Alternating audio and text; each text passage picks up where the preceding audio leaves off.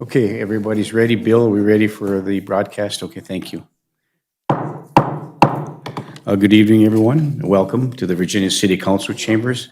This is a regularly scheduled City Council meeting. We'll call this meeting to order. Today's date is Tuesday, December 9th, 2025. The time is 5 p.m.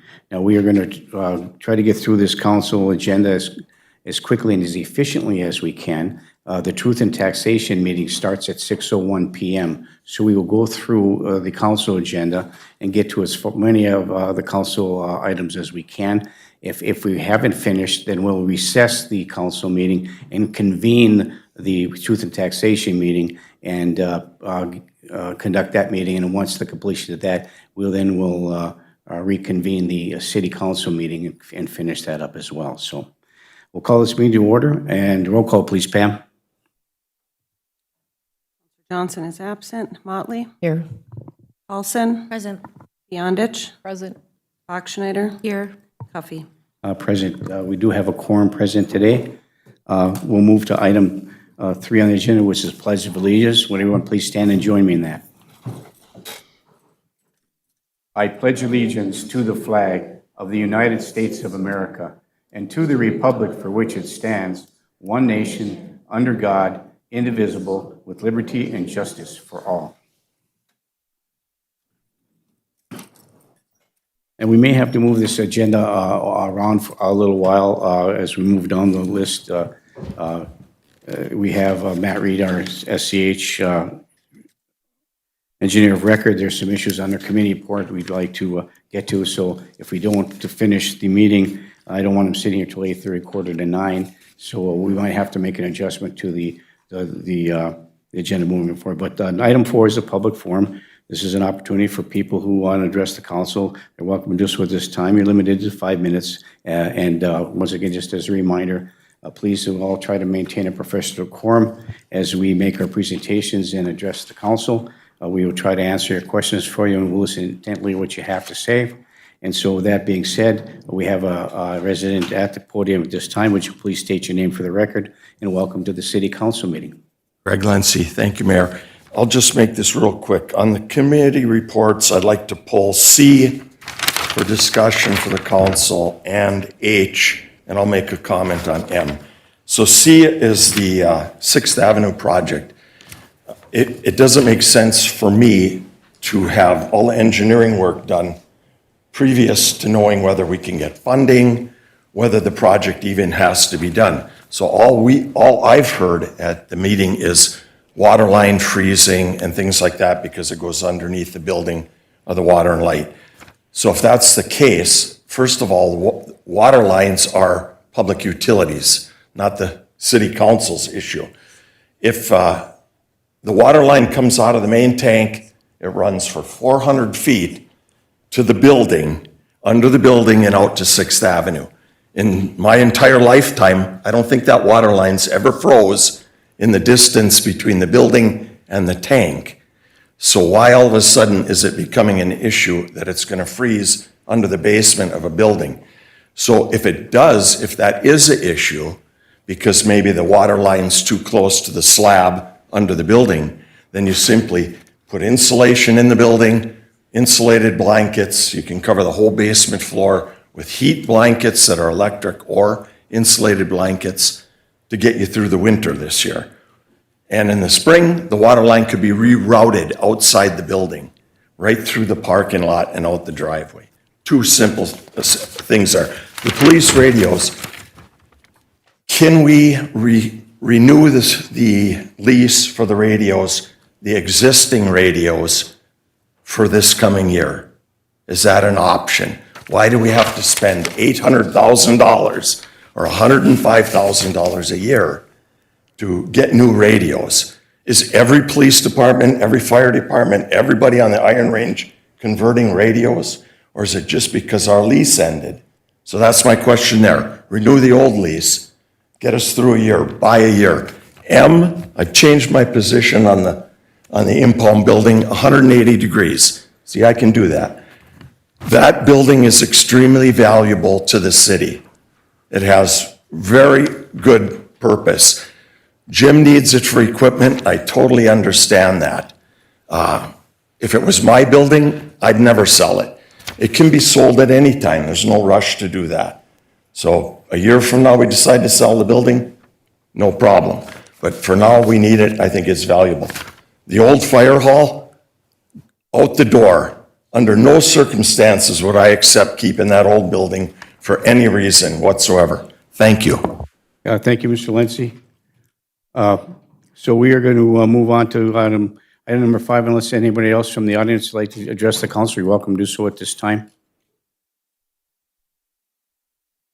I just want to also remind you before we move to item 5, the consent agenda is at any time, and the offer has been made by our city administrator. If you have any questions, concerns, comments, anything you want, letters were sent out to some of the residents saying, please come in and we will explain to you the budget process moving forward. Because some of the presentations that came forward were concerned about aspects of our budget and our levy and those kind of things. And so it's a complicated environment. So I'm encouraging, once again, those letters, there was no response to those letters, but if you are interested, we're open book here to try to figure out what's going on, give you the information that you need, and provide you as much clarity as we possibly can when it comes to finances and the rest of the city services that we provide.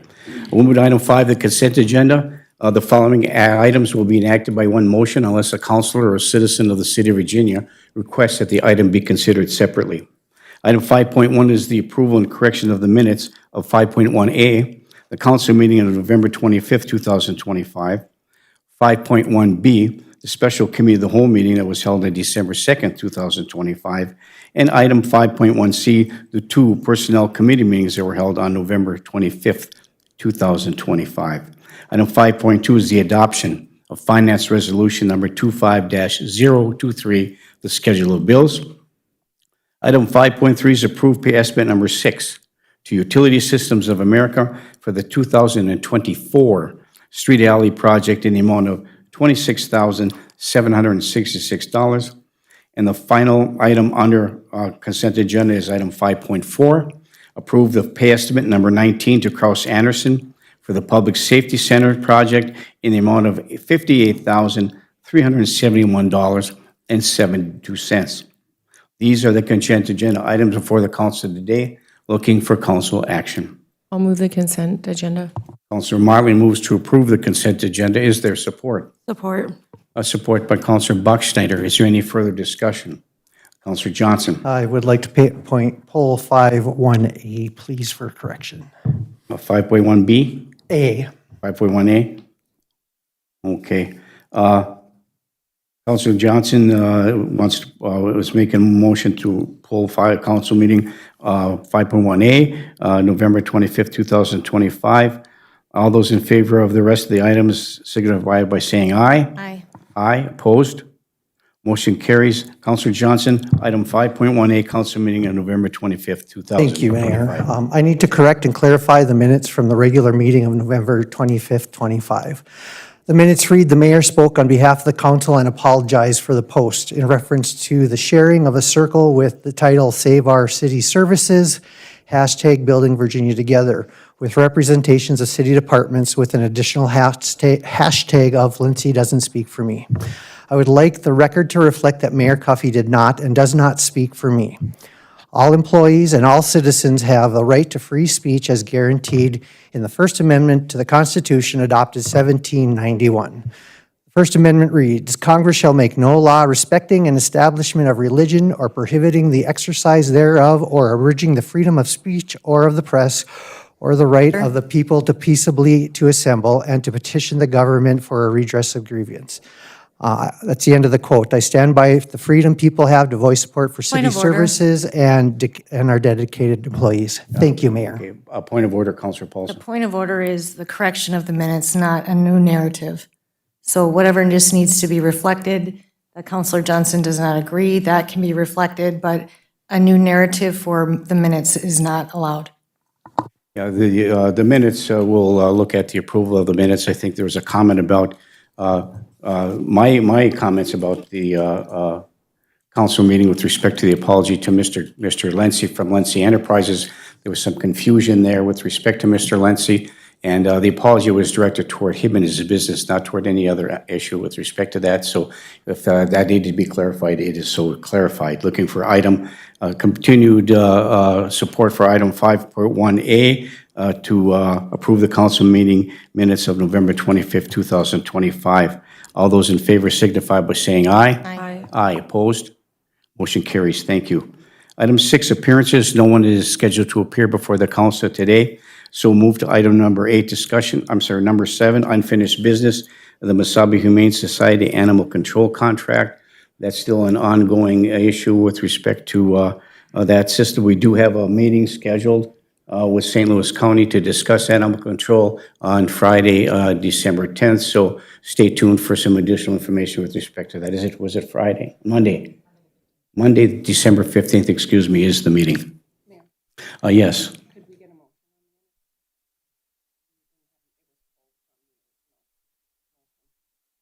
We didn't make a motion on 5.1, we did.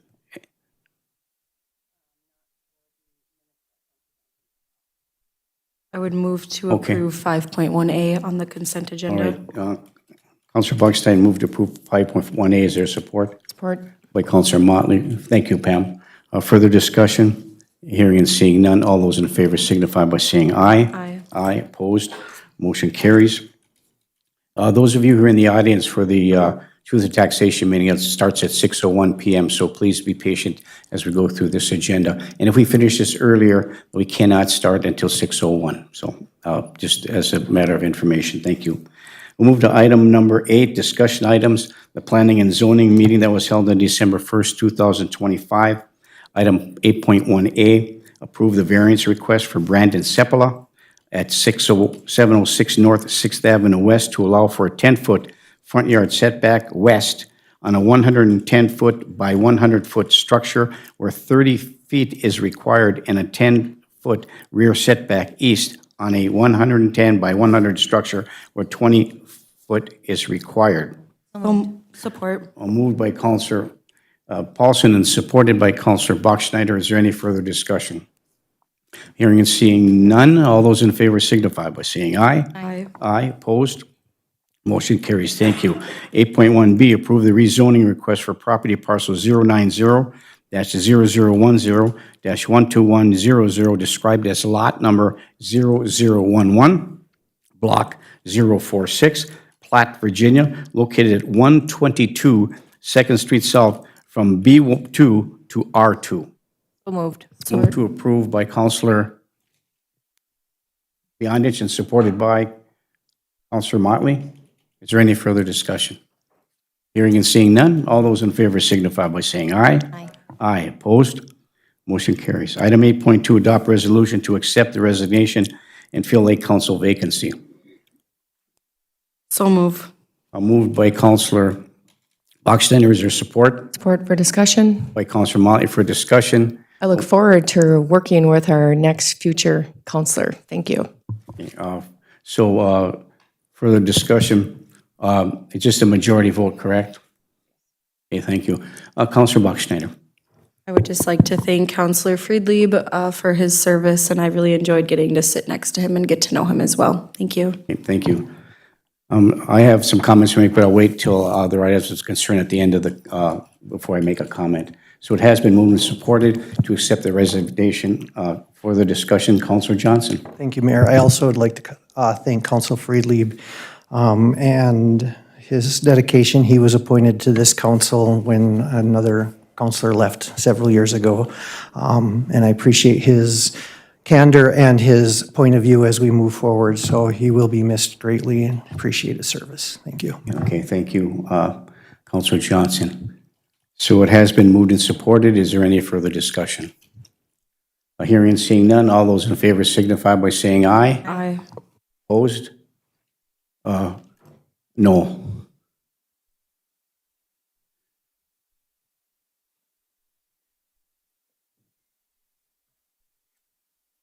Bachschnider? Aye.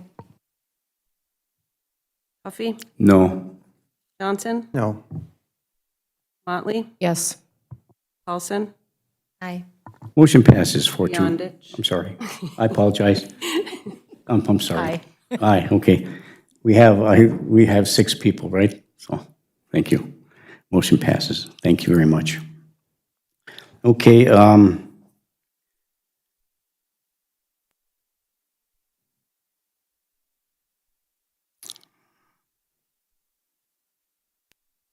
move to item 8.3, adopt a resolution for payment and invoices for 2025.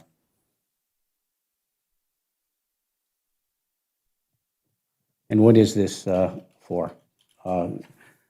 Would you please, for the general public's education, edification, could you please explain that to us? Yes, so it's. Thank you, Megan. We do this pretty much every year. It is just to get as many bills paid, as many of the regular bills paid at the end of the year as we can in that last week in the gap between 2025 and 2026. We'd like to get as many of the regular 2025 bills. Okay, thank you. Councilor Johnson? Actually, my question was about the previous point, so I can ask that after we're done with this, please. Sure. Do we have a motion support for that? Looking for a motion moving forward with the adoption of the resolution for payment of the invoices that are outstanding, as many as we can by the end of the year. Is I there? will move to pay the bills. Okay, Councilor Johnson moves the bills. Is there support? Is there support? I'll support for discussion. Support by Councilor Bachschnider for further discussion. Further discussion, Councilor Bachschnider, then over to Councilor Paulson. Councilor Bachschnider. Thank you. So it had stated for 2025, so this is just through the remainder of the calendar year. Can that be reflected in this as well? Can we have it state the dates? Because without the dates, it feels like it's something that could just keep happening ongoing. Oh, yeah. Okay, thank you. Okay, thank you. Councilor Paulson. Thank you, Mayor. I will be recusing because I may be a recipient of a payment, so, from a grant. Okay, thank you. Any further discussion? Hearing, seeing none, all those in favor signify by saying aye. Aye. Opposed? No opposal, 1 recusal. Motion passes with 5 votes. Thank you. Yes. Pam? Thank you. Can we go back to 8.2 and discuss the procedure that we will be moving forward with the vacancy on the council? Sure. I know that's been, we filled that vacancy in a variety of ways over the years, so it would be prudent for us to talk about it now because I think there's a 30-day window. Once the resignation is accepted and approved, it's 30 days in which to do the process to fill it. Councilor Johnson, did you have your light on? That is the question I had too, is that we did not discuss what would be happening next. Well, let's do that. Councilor Johnson? Anyone? Okay, so I'll start, and then if I may.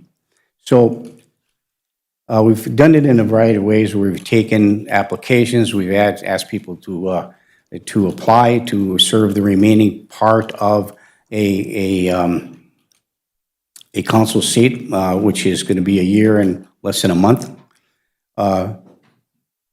It would be my suggestion, and this is what I would support, is that to make it the cleanest and the most transparent method moving forward, we have done it where we have taken the last election cycle, taken a look at who was the next vote getter on that ballot, which would be the 4th place vote getter, whoever that was, and then offer that position.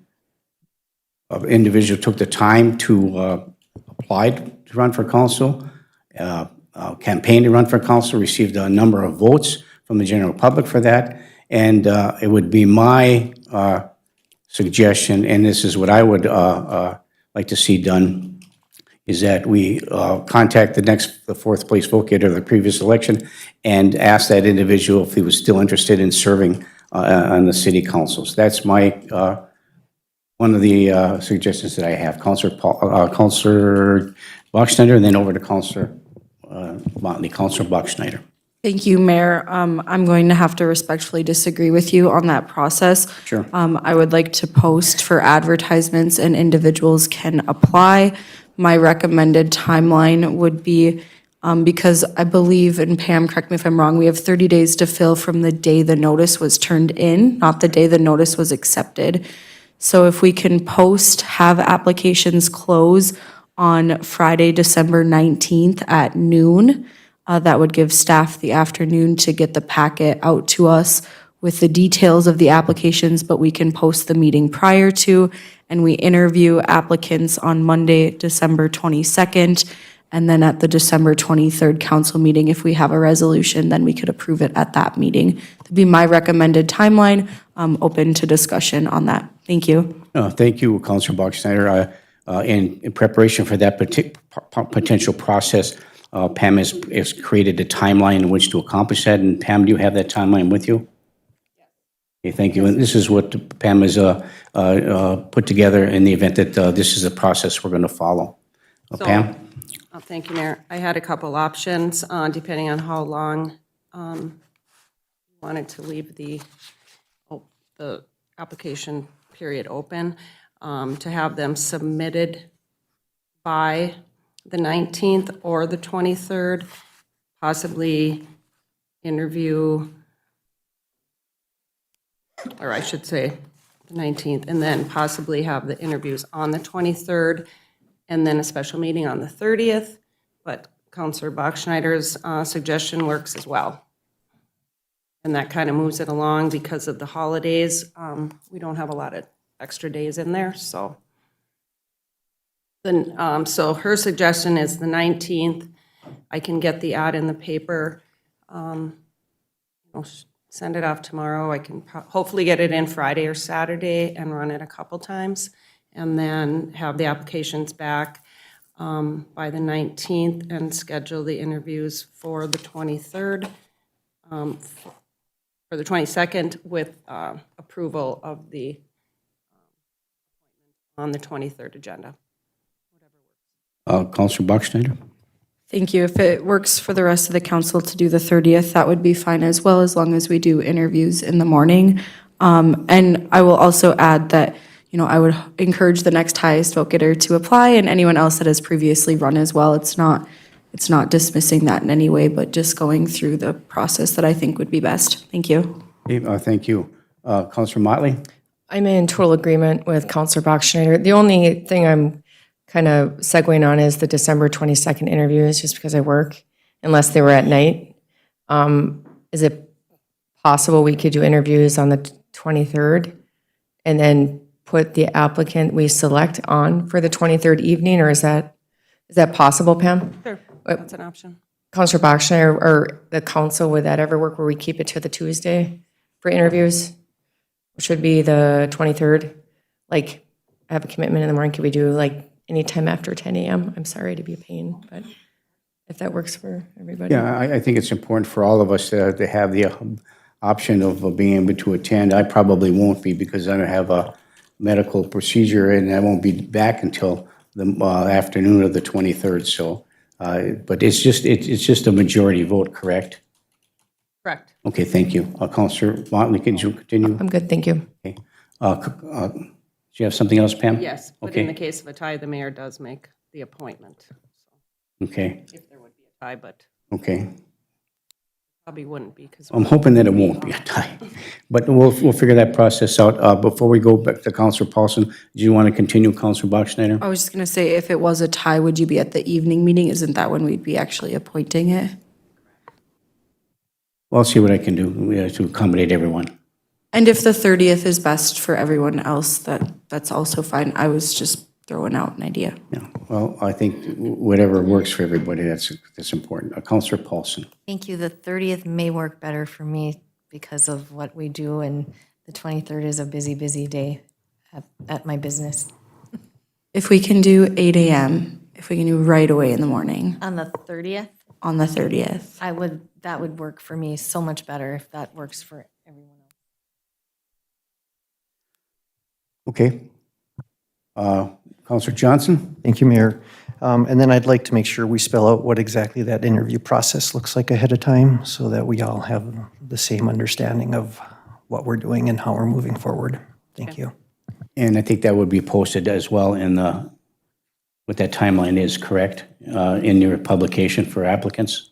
Yes. That whole timeline would be posted in the event that the motion is made to move forward with that process. So my question is, the interviews will be conducted at 8 o'clock on the 30th? Is that, At 8 a.m. on the 30th for interviews. and then the special meeting to appoint? Immediately following, can we include that, or do we have to put a time? The first business day of the year is usually when we do We don't have to do but we're not going to do that, so we could do it anytime. Can we list the time, I'm asking, I don't know, can we list the time on the packet as immediately following the interview? What special meeting? Sure. Sure. And just do it all on the 30th then? Sure. If that's amenable to everybody, that works for everyone, the 30th. If this process is, if there's a motion made to move forward with this process, and there's support and a vote. So any other discussion about that before we entertain a motion? Counselor Bachschnider? And then Pam, what day would you recommend we close applications on, the 19th or the 22nd, did you say? Yes, we could extend it a little longer since we're not having the meeting till the following week, so. I think with the holidays, you know, there's probably a few days where none of us will be checking our email at all or reading stuff, so I think the 22nd would probably, unless you guys want the extra weekend, but, I can probably do the 22nd by noon. okay, the 22nd at noon.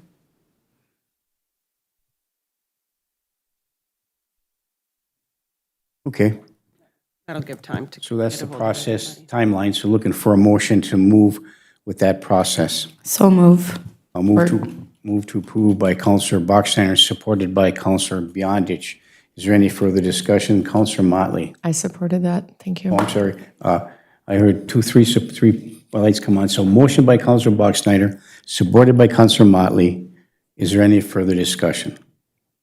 Hearing and seeing none, all those in favor signify by saying aye. Aye. Opposed? Motion carries. Thank you. Okay, we'll move back to item 9, committee reports. Item 9.1, the committee of the whole meeting that was held on December 2nd, 2025. And I will turn this portion of our committee of the whole meeting over to Britt C. Bennis. Britt? Thank you. On the committee of the whole meeting on December 2nd, Mr. Matt Reed, our city engineer of record, was present to discuss the request for curb cuts from MnDOT for the Virginia campus project on Hoover Road.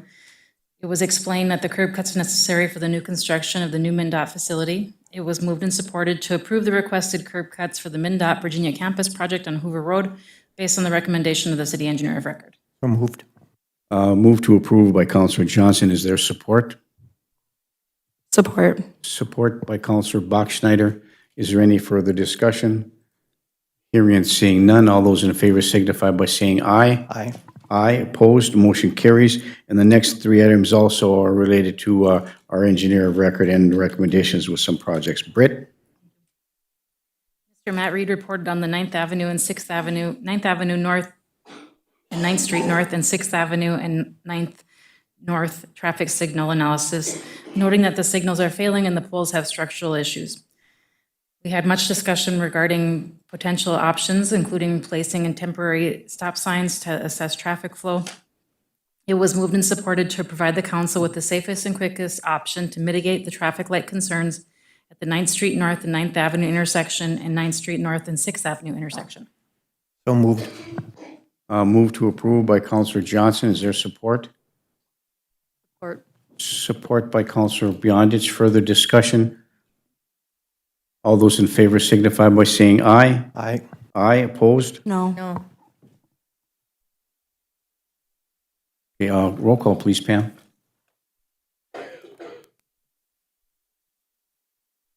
Huffy, Aye. Johnson, Aye. Motley, Yes. Paulson. No. Yondich, Aye. Bachschnider. No. Motion passes. And this is just to, we're not spending money, just getting information about what the most efficient way is to do that, and the most effective way to do that, and the less costly way in which to try to mitigate the traffic control issues there. So, thank you. Mayor? Yes, Counselor Paulson. So it does say, provide the council, so does that guidance come with a price on it? Whoever is going to Matt? provide the council? Matt Reed, SCH, Engineer of Record. Thank you. Matt, could you answer Counselor Paulson's question, please?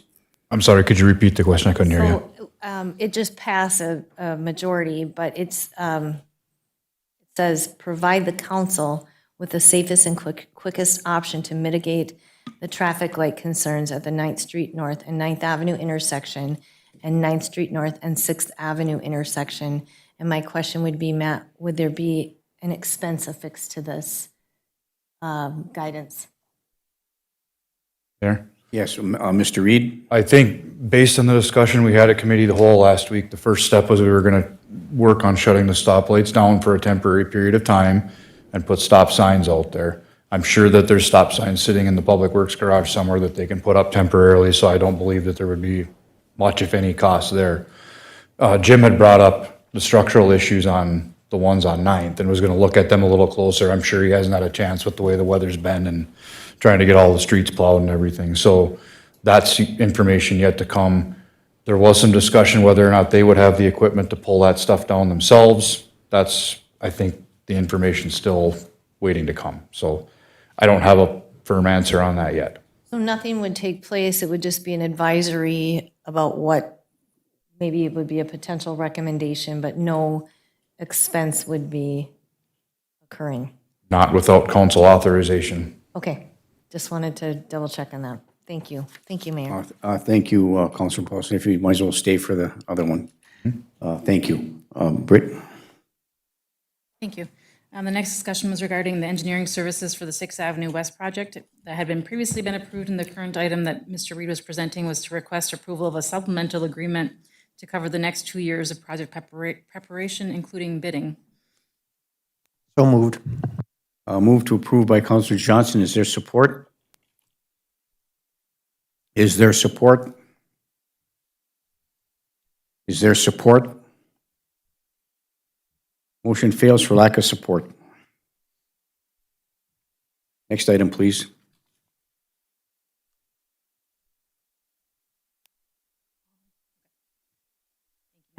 It was moved and supported to approve the request for a 48-inch curb cut for a driveway entrance at 9th Avenue West and 18th Street North with the replacement of the existing curb cut with curb and gutter by Viking Coca-Cola. So move. Support. Moved by Counselor Boxner, supported by Counselor Johnson. Further discussion, Counselor Johnson. 48-foot. Sorry, thank you. Yeah, thank you. Moved and supported. Is there any further discussion? Hearing and seeing none, all those in favor signify by saying aye. Aye, opposed? Motion carries. Thank you. Thank you, Matt. Mary McReynolds from the Age Friendly Community Group was present to discuss the Age Friendly Community Survey. She did state that they're moving into the action plan of the phase with the draft expected in the spring. We had discussion regarding a request that we had received for the city to remove the assessments on the property at 302 11th Street South, which is parcel 0900060-02580. It was moved and supported to receive and file that request to waive the certified pending and future assessments against that parcel.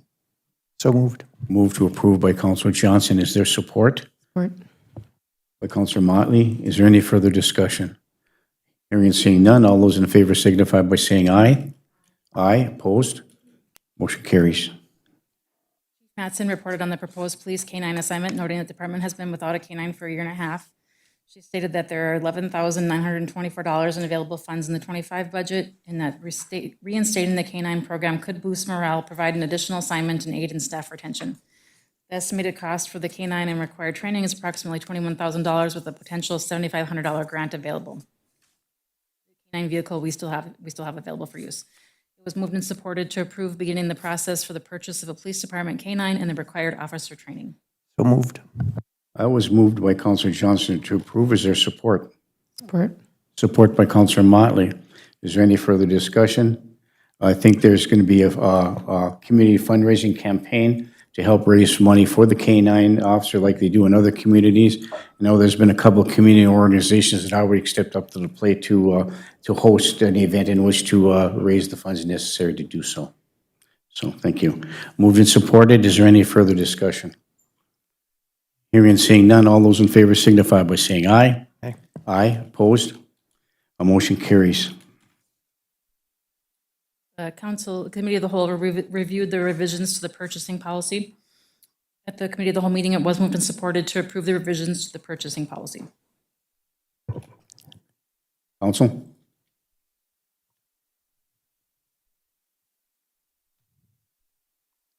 Unless I missed something, I reviewed the changes that were requested at both at the Committee of the Whole meeting and then for this meeting, and I'm comfortable moving forward unless a city councilor has another question or comment regarding this policy. Mayor, we never did get the Exhibit A in there like we were intending to for this meeting today, so I do apologize. The Exhibit A was supposed to be attached. We never got that in there. Oh, we didn't? No, Okay. I'm sorry, all I right. apologize. Oh, no, that's, okay, that's fine, thank you. Mayor? Yes, Councilor Buckschneider. Thank you, and that's exactly what I was going to say, Britt. I'm actually really looking forward to seeing the Exhibit A. I think that it's going to help us a ton going forward, just in process and how these meetings can operate. So I do want to review that prior to approval. So I would move to table the policy until the Committee of the Whole meeting. Okay, thank you. Councilor Buckschneider moves to table. Is there support? Support. All those in favor signify by saying aye. Aye. Aye, opposed? Motion carries. Mattson was present to discuss the request for the proposed Motorola quote for the police and fire department radios. Since the meeting, we've had an update because we did do a deep dive into how much of the quote was police and how much was fire, and came to find out we were missing a bunch of fire equipment. So that did increase the dollar amount of the quote to. Then the 10-year lease would be $110,586.71 per year. So part of this lease is the lease expired, and Motorola, on the new lease, there was an increase in that lease, and there's a question with respect to the changeover from analog to digital radios. Is that correct? Yeah. So, okay, thank you. I will move the lease forward. Councilor Johnson moves to approve the lease for the radios in the amount of $110,586.71 per year on a 10-year lease. Is there support? Is there support? For discussion. Is there support? Support by Councilor Motley for further discussion. Councilor Motley. Can I just get a refresher on where this money is coming from? I can't remember from the last meeting. Thanks. Comes out of their budgets. There was one more year left on the Motorola, the original Motorola lease. They agreed to waive that price for next year in lieu of us signing a new contract. This is much more expensive than what the original lease. Thank you. Thank you. Councilor Johnson, then over to Councilor Paulson, and then I would ask just to confirm from Megan, this is for the 25 police budget, correct? This will be the 26th. 26, excuse me. Yeah, thank you. Councilor Councilor Johnson. Thank you, Mayor. These are integral to our public service, public safety folks doing their job. There's no wiggle room. There's no, maybe they can go another year. These are necessary to keep receiving the types of services we're used to, if not making them better because of the upgrade to these. It's part of our budget. We have to spend money on this. If we don't get them, people are going to be hurt. There's just no other way around it. Serve people, our folks won't be able to show up on time. There's a whole encryption that does not allow people to listen anymore on scanners.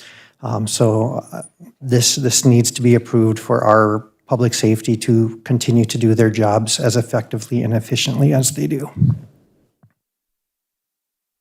I think it has to do with critical incident management too, and whenever there's issues with the 911, mutual aid, those kind of things, particularly with the federal government, if there's information with respect to that, working with other agencies, federal also, and they all have digital radios, and these are analog. So I don't want to spend the money, but it's in the budget for 2026, and we'll be discussing that at the Truth and Taxation meeting, what our budget is. And so we'll move over first, did you have a comment, Pam, and then we'll move to Counselor Paulson. Pam? Yes, I do. Thank you. So in your resolution, it states exactly what the next process is. So the 2026 payment is the same as what we've been paying over the 10 years, the $36,451. They are waiving the 2027 fee, and the $110,000 payment would start in '27. Correct. And Britt, I believe, correct me if I'm wrong, we've added this as a levy amount in the past, so I'm not sure if we excluded that for '26 for the 36,000 or not. Okay, Under debt service? okay, under the debt service levy? Nope, in their budget. Oh, in their budget, Out okay. of their budget. Yeah, it's a part of the budget, yeah, thank you. Counselor Paulson? Thank you. And that was actually confusing at the last meeting that I asked because one of the documents stated that it was in the debt levy. And bonded indebtedness is what it's called, Bonded indebtedness, which is all part of the levy. but the payment comes out of the department's budget. Correct. Both of them. Because it's all, bonded indebtedness is the general fund's lease option and other courses. So those leases, again, go against our bond rating. No, they do not. Okay, I need to get clarification on that. But what I'm looking at here, so I had just asked Britt and I had also asked Megan if we had any contingency or money, monies left in our furniture, fixtures, and equipment budget at the public safety. And Britt had found from, what was it, October 31st? Yeah, yep. That we do not have currently any existing FF&E budget left, but we do have $264,000 in a contingency fund. So I would like us to go back to the drawing board at the committee of the whole and maybe talk this through. I think 5.4% interest, 5.04, percent interest is quite high on that amount, and I would like to negotiate that down. And I don't know if we're dealing with Motorola directly as a company, but I know that anything is negotiable, and I think 5.04 is too high. And possibly, by approving this resolution tonight, we'd be approving the terms in the resolution. So it's the terms that I'm really not comfortable with. I'd rather try to figure out a better term for payment. And then possibly see if we could use monies from the contingency fund to offset, how many years was that again? 10? Yeah, to offset that 10-year payment. So I will be voting no tonight because I'd rather go back to the drawing board and try to figure out a better rate and a better plan to potentially pay down the total amount. So that's kind of where I'm sitting tonight. Thank you. Well, there is another option to table to the next committee of the whole meeting, should you decide to do so for further discussion. If that's an option or not.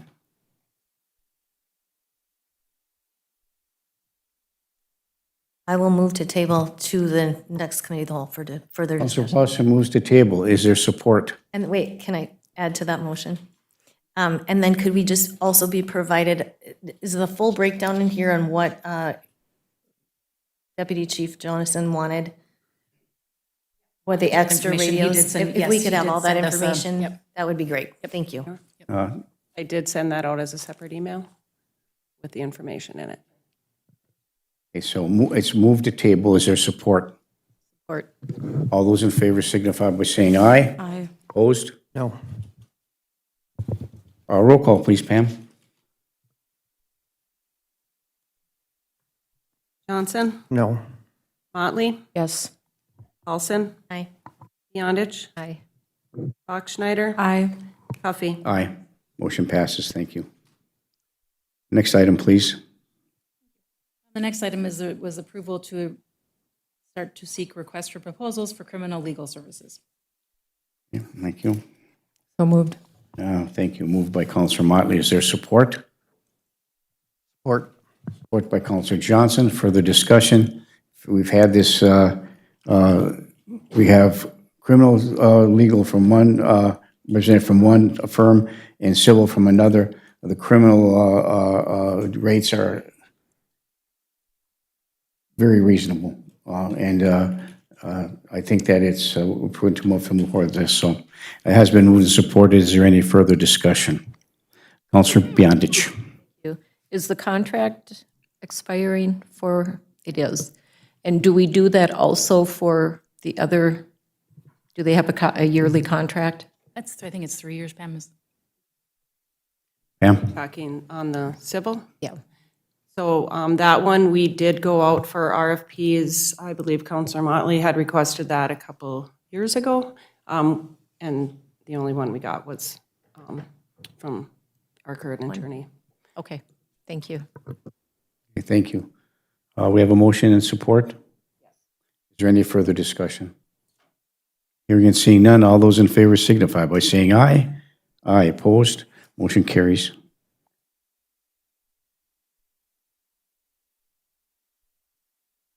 Next item, please.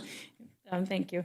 The next item was a travel request for Kyle Carlson and Nate Anderson to attend the Smart Salt training in Hermantown on December 3rd, 2025 at a total cost of $38.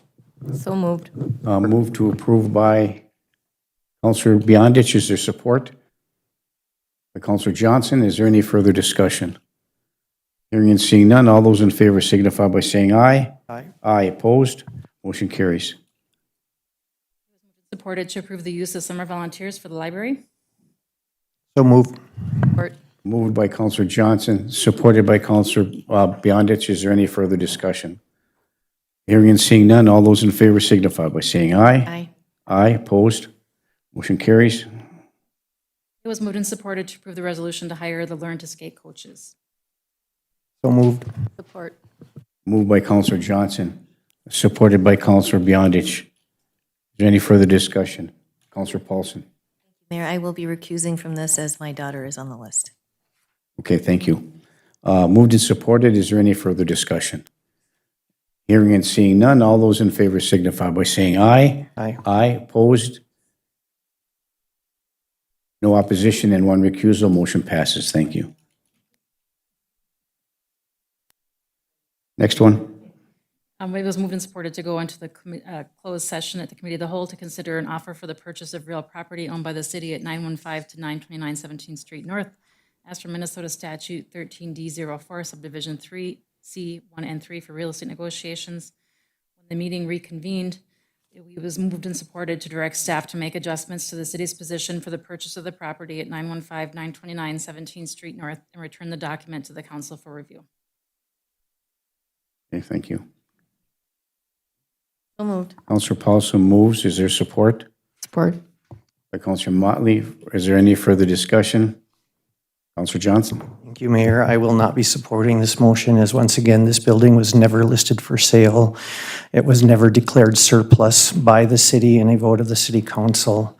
There's not been a bidding process, so while it may technically be legal, I question the ethics of it, and I do not think that we should be giving away a building without following a procedure that allows us to potentially make more money on it. And it also has been expressed by two of our department heads that the lack of planning of what's going to happen to the equipment that goes into that building, especially in the wintertime, there's been no planning. Some of that equipment is worth hundreds of thousands of dollars and cannot freeze over the winter. When the question was asked by Mr. Rosfit, what are we going to do, there was silence in this room. So I will not be supporting the selling of this building for those reasons. And again, I would encourage anybody, if there's a piece of property the city owns, ask, maybe we'll sell it to you. Thanks. Yeah, thank you, Counselor Johnson. So it was to direct staff to make the adjustment of the city's position and bring it back to the council for documents for you. We have not voted to approve any purchases of yet. Counselor Paulson. Thank you, Mayor. I would just like to clarify that we have accepted offers in the past. We have had people come, and when properties have not been for sale, they have approached the city. We have had discussion on either saying yes to a purchase or no to a purchase, which we have said yes to several purchases. There's never been a surplus, there's never been a listing. It's people come and approach. Our attorney clarified that we are well within our legal right. As to the condition of the building has mold in it, it has a leak, it has zero plumbing, or does it have any plumbing? Zero plumbing, does it have any electricity? It has electricity, but it is not a heated building. We are plugging in space heaters to heat the building. It needs a new roof because the roof is leaking, and the estimated cost on the roof that we got was well over $100 and some thousand, I believe. That was on the list of our properties. So good fiscal management when the city is in a budget crisis and cannot afford to fix the building.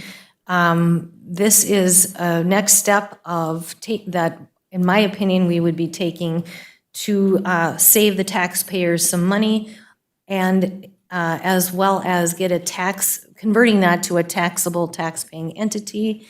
That was one of the points. And then our attorney, when asked if we were well within our legal rights, we are within our legal rights to conduct this.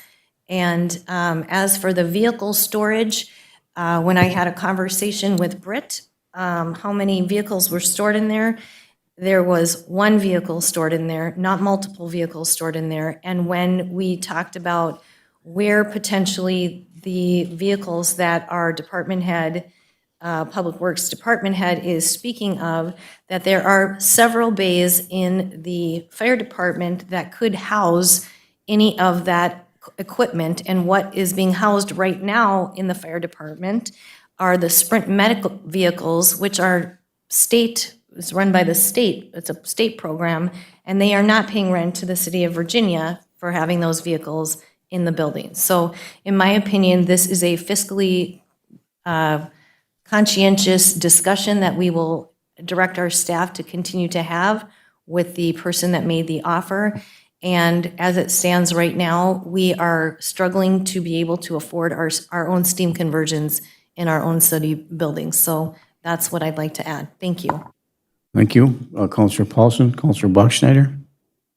Thank you. While I understand that we're well within our legal right, my biggest concern in doing this is where are we going to store other items?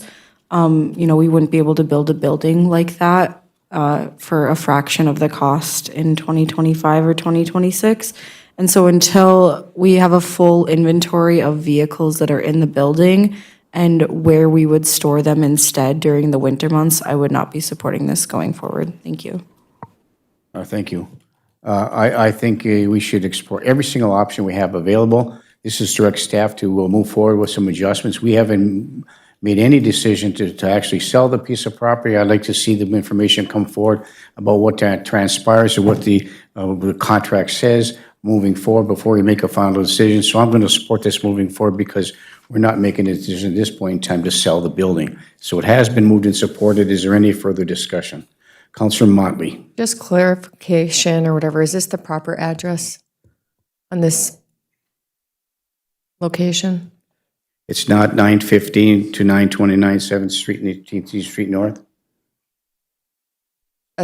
I guess that's what I'm asking. Jenny, do you have any clarification with respect to the address? We can certainly make an adjustment to that. It's a matter of making an adjustment to that process. So if you want to change, make sure we have the right address, let's get the right address. Jenny, do you have any information with respect to the address? I don't, Mayor, have clarification on the exact address of 915 through 929. I think that there's been a number of different addresses associated with that property in the past, so that's why there's a range. I would suggest maybe using a parcel code number to clarify that. Okay, thank you. Councilor Motley? I appreciate that. I literally just had a taxpayer email me real time, so that was for them. Thanks. Okay, thank you. Okay, it has been moved and supported. Is there any further discussion? Hearing and seeing none, all those in favor signify by saying aye. Opposed? No. Roll call, please, Pam. Motley? Yes. Paulson? Aye. Beyondich? Aye. Bachschnider? No. Huffy? Aye. Johnson? No. Passes because we're not spending money. Okay, passes 4-2. Thank you. Next item, please. No further items from that meeting. Thank you. Item 10, Commission Liaison Reports. Is there a Commission Liaison report any council would like to give this evening? Seeing none, move to Department Head Reports. Any Department Head report to be given? Anyone? No. Okay, thank you. Council, I'm sorry. Jody Grabanowski, our Library Director. Jody? I just have a reminder, because it is on Saturday. So tomorrow, if you want to come do creative writing at the library at 3 o'clock. Otherwise, the big news is on Saturday from 10:30 to 3 to 1:30. We are having our book flood. So come to the library, you can get a free book, wrap it up. You can wrap it up for yourself. It's kind of based on a Icelandic tradition of having a book to read Christmas Eve. We'll have music at 11:30. So come join us anytime between 10:30 and 1:30 on Saturday, December 13th. Okay, thank you, Jody. Move to item 12, council reports. I just have one item, and it's related to the resignation of Councilor Friedlieb. This is from me and me alone. There's been also comments by the council, but I just want to say, I would like to take this opportunity to express to you, Councilor Friedlieb, my sincere appreciation and admiration for your courage, your dedication, and your unwavering commitment while serving the citizens of Virginia for the past 7 years. And as a father, husband, grandfather, former teacher, principal, and current city Virginia property owner, you invested your time and talents in an effort to help make this city a healthier and safer place to live and work. I have the utmost respect for you and how you conducted yourself in a calm, passionate, and respectful way. You have the innate ability to reason through the issues and succinctly articulate your presentations and positions while staying on topic. You are a huge asset to our community, and your absence will resonate the loss of a good man, an effective leader, and a communicator on this council. The interpersonal dynamics of the city council and in the public meetings can be challenging and sometimes untenable to endure. The current political landscape has recently produced a sentiment of anger, frustration, accusations, visceral comments. But you work through this process ethically and honorably to make difficult decisions, foster cooperative dialogue, and listen to the concerns of everyday citizens with patience and understanding. Serving as an elected official in Virginia is not for the faint of heart. It takes a person like you with strength and resolve. Someone once said, "Better to live one day as a lion than 1,000 years as a sheep." This means you stand up for what you believe in, regardless of the pressures you get from everybody, both from the council staff and in the community. You must stand up for what you believe in, and you did that, Councilor Friedlieb. So I wish for you all the very best of health and happiness, and I am confident that you will continue to succeed in whatever future endeavor you choose to pursue. So good luck, Gary, and thank you for your service to this city.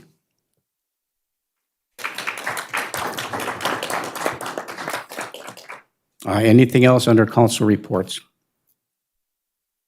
Okay, seeing and hearing none, we will adjourn our city council meeting to December 23rd, Tuesday, 2025 at 5:30 p.m. here in the council chamber. So that's Tuesday, December 23rd, 2025 at 5:30 p.m. This meeting is adjourned. Thank you, everyone, and please stay for the 6:01 convening of our Truth and Taxation meeting. We stand adjourned as a council.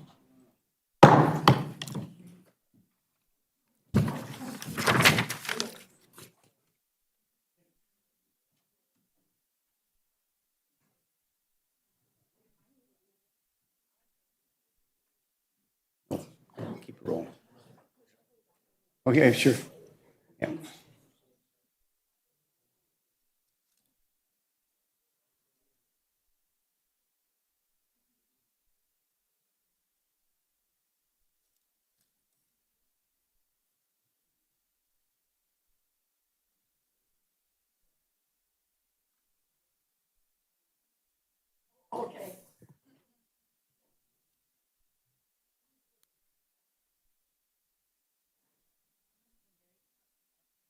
What are you going to do? Sure. Bring mine over there. Thank you.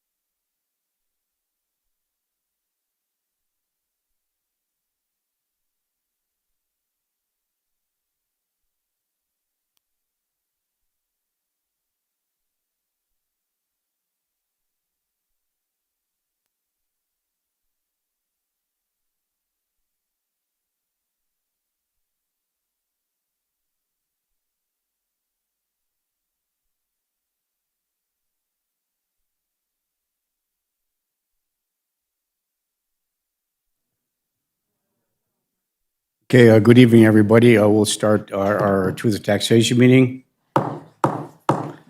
Good evening. Welcome again to the City Council Chambers. This is a special meeting that we have every year. It's the Truth and Taxation meeting. Call this meeting to order. Today's date is Tuesday, December 9th. The time is 6:04 p.m. Some housekeeping items before we move forward. The agenda as we follow will give you the opportunity to address the council if you wish to do so. But first, we're going to have a PowerPoint presentation conducted by our city administrator and our staff, and explain the truth of taxation and go through a rather hopefully informative proposal here as we move with our program. So once the PowerPoint presentation is completed, the council will have questions and comments, and once we finish that, you're welcome to come and speak. We're going to limit everybody's comments to 2 minutes, and then we would ask that whatever you have with respect to that, please keep your comments down to 2 minutes and try to maintain a professional quorum, be simple as possible.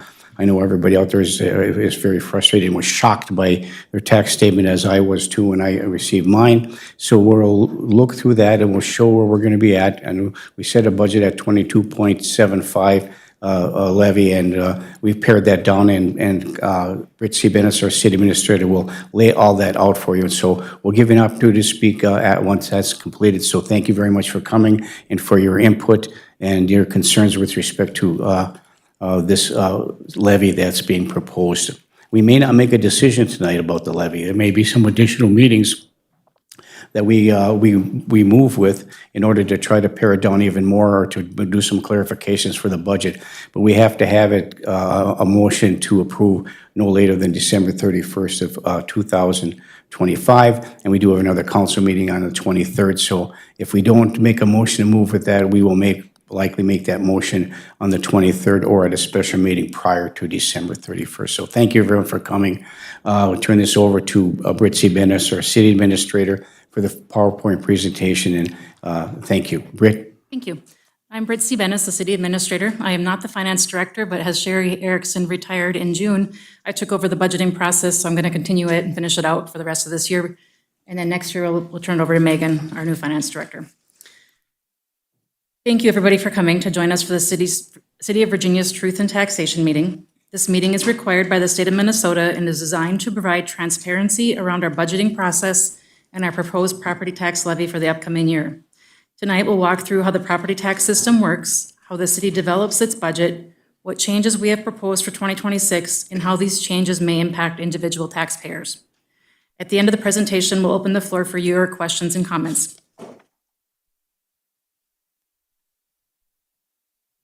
Under the Truth and Taxation process, the city is required to hold a public hearing prior to adopting our annual tax levy and general fund budget.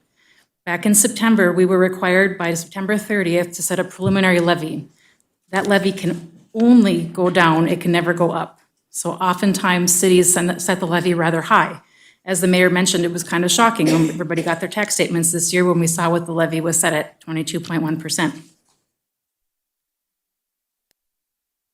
So to go back a step, let's look at the cycle of a property tax, the property tax cycle, to understand that a little bit. Each year begins with the county assessor valuing properties based on the previous year's sales. So the city sets a preliminary levy in September, which appears on your proposed tax statement based on your value from the previous year's sales. After further review and adjustments, the city then has that ability from September 30th to December 31st to work down their budget and their levy to get a final levy adopted by December 31st. Unfortunately, the final levy is what you see in your actual tax bill for the year. You will not get another proposed statement for this year. You don't get to see that until the next year when the tax bills come out. I do want to point out that if you have a concern regarding the value of your property or the assessed or the estimated market value or the assessed value of your property, this is not the meeting that we can discuss that. The valuation notices are sent to you in March or April of each year. And that notice is telling you that the local Board of Appeal and Equalization is going to be meeting, and you have the ability to come to meet with the county and the city to dispute your property's value or your market value or your assessed value. Keep an eye for that notice when it comes out in March or April. As I mentioned, in September, the City Council adopted a preliminary levy increase of 22.1%. State law allows us to only reduce this amount. We cannot increase it. Since that time, council and staff have worked very diligently to reduce the levy. As of early December, we have brought the proposed increase down to approximately 8.49%. And tonight, we'll review what the city is proposing for expenditures and what the final levy is proposed to be heading into the December 31st adoption deadline. It's important to point out that the city budget process is so important because the levy is directly tied to the city budget. Every year, the city reviews expected expenditures and revenues for the coming year. So the formula is the total expenditures minus the revenues we expect equals how much we need to levy for property taxes. Our budget for the general levy includes costs for public safety, public works, parks and rec, city administration, the library, debt service, and more. We begin this process in June and work through it monthly to ensure we responsibly balance the service needs with the tax impacts to the taxpayers. Under the general fund, which is the general levy, is your government operations, and that includes the mayor and council, the city clerk, the elections, finance, city administrator, human resources, community development, library, parks and rec, public safety, public works, your street plowing, your sidewalks, your alley repairs. Those all come under the general government or general fund bucket, basically. This chart kind of shows you a little bit what we had proposed in 2025, what we had levied in 2025. The general levy was $5,949,414. We had initially set the levy at 22.1% increase overall. And now we're back through doing a bunch of budget work back down to that general levy of $5,949,414. So the general levy is at zero. But as you move down that table a little bit, you'll see we have other kinds of levy that we're responsible for on your tax statements. Bonded debt levy is the debt levy that we have for capital projects such as facilities and equipment, and that includes our leases. So when we talk about leasing, that's where you'll see that dollar amount is in that bonded debt levy. You may see it as bonded indebtedness also. The road and bridge levy is the levy that we use for streets improvements. So the street projects that we've done recently, there is a cost to those. We don't have the cash to do them up front, so we had to take out some debt to do those street projects. The street projects are then funded through the debt levy, which is a road and bridge levy. The economic development levy, I skipped one down. Economic development levy is our EDA levy, and that one is used to assist with growth of businesses and tax base to support development. And then the local miscellaneous levy is, in our case, the tax abatement we have for Joy Global. It was P&H back then when it started. We're towards the tail end, so you'll notice there was a decrease in the local miscellaneous levy for 2026. In recent years, new projects and investments have required additional debt service, which is part of why the levy changes from year to year. So even though we set a zero general levy, you'll notice that it did still go up to 8.49%, and that is because of the increase in the other areas.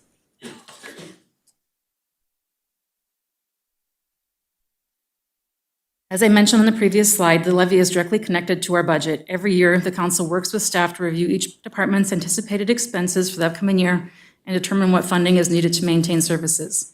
What you see in this chart is how those departmental budgets changed from last year to this year. Some areas went down, some went up. When you put all those changes together, it results in an overall increase in our budget of $797,040 to the general fund budget.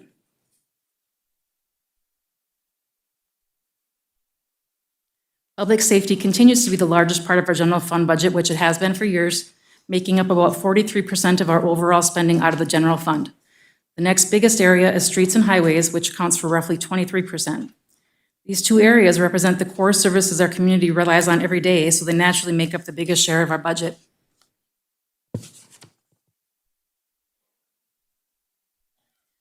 It's important to point out that while the levy makes up the biggest part of our general fund, it's not the only source of revenue that we rely on. We also receive money from things like fees, state aid, licenses, permits, and other charges. These are called external revenues, which I mentioned earlier, and they help to lower the amount we need to collect through the levy. Things like the LGA, fines, service charges, special assessments, all fall under this general external revenue, general fund income.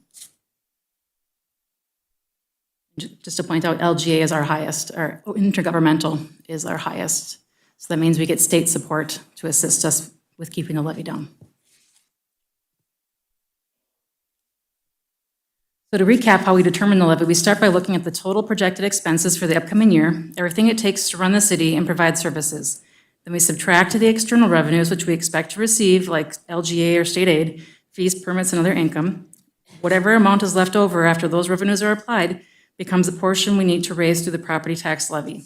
This helps ensure we can cover the cost of essential services while keeping the levy as reasonable as possible. I do want to point out that while today we're focusing on the property tax levy, this meeting is all about property tax levy, the city's full budget does include more than just levy-funded services. We also manage special revenue funds like the ambulance service, Iron Trail Motors Event Center, and Tennis for All, which have their own dedicated revenue sources. We operate enterprise funds, which work like self-supporting businesses. These services are funded through utility rates, not property taxes, or lease payments, not property taxes. This includes our solid waste or garbage fund, golf course, sewer fund, and then the clinic capital lease. I do want to point out that Virginia Public Utilities is an autonomous enterprise fund of the city that sets its own budget, but you will see the public utilities in the city's audits. Because it's still a part of the city, we just don't set their budget. They do their own budgeting and their own fiscal work. It's expected, as the Mayor alluded to, that the full budget, including the final levy, will be approved at the December 23rd, 2025 City Council meeting. I don't think we'll be able to approve it tonight. We're still working on some budget items, but I just wanted to show you kind of where we're at right now with the total city budget. So once the final levy is set, that dollar amount is then distributed across all properties in Virginia through the county based on their classification. It's important to remember that property taxes are not divided evenly. Each property pays a share based on its own tax capacity, which is determined by its taxable market value and how it is classified, whether it's residential, commercial, industrial, and so on. This is what ensures that the levy is spread proportionally among different types of properties. Virginia also participates in the Fiscal Disparities Program, which shares commercial tax base across the region. Because Virginia receives more than the Fiscal Disparities Program, receives more from the Fiscal Disparities Program than Virginia contributes, it does increase our overall tax capacity. This additional capacity helps reduce the amount of local property owners would otherwise have to pay. So it reduces our levy as one of the tools to keep our levy low, is we have the fiscal disparities money that we get. It's a very complicated formula. I haven't quite figured it out yet. The county tells me how much it's going to be, and we work through that with them. Because of how the property tax system works, each property's tax bill can change even if the overall levy stays the same. A property's taxable value, its classification, whether it has a homestead status or any improvements that were made, all influence how much of the levy it pays. As the makeup of properties in the city changes from year to year, each property's share can go up or down. So individual tax statements may look different. From 2023 to 2025, property values in Virginia have grown in almost every category. Residential properties make up the biggest part of our tax base and continue to see solid value increases. Commercial and industrial properties are also rising in value, while the smaller categories have stayed fairly steady with only small changes. As the classifications grow or shrink, the other pieces of the pie that make up the levy will grow and shrink proportionately. So it is to our advantage as a city to keep looking for expanded commercial and industrial taxpayers to help reduce the residential taxpayers' burden of the levy. This chart's provided to us from the county, and this chart provides examples of how the City of Virginia's proposed 2026 levy increase of 8.49% would affect both residential and commercial properties at various estimated market values. These figures only represent the city portion of the tax bill and do not reflect the taconite tax credit, which will further reduce these amounts for qualifying properties. This whole presentation, and I should have mentioned this in the beginning, is available on our website, and we'll also email it to you if you'd like a bigger copy to look at, not just a smaller note page copy. I do want to talk about our city debt. It's been a big topic lately. Our total city debt right now is just under $91 million. Most of that, about 87%, is our general long-term debt, which covers the big things we invest in as a community, like streets, buildings, and major capital projects. The remaining 13% is what we call enterprise debt. That's the portion that's paid through utility rates or rental revenues, not through property taxes. We use a mix of funding sources to repay all of this, but the general levy and the debt levy are the two most important tools we rely on to meet these obligations and keep the city on solid financial footing.